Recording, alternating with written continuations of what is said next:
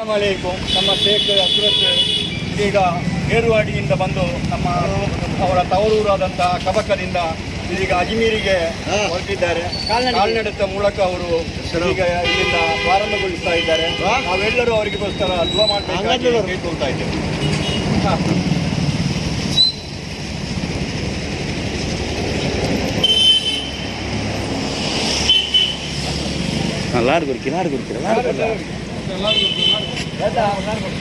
ಎಲ್ಲರಿಗೂ ಲಾಡುಗೋಡಿ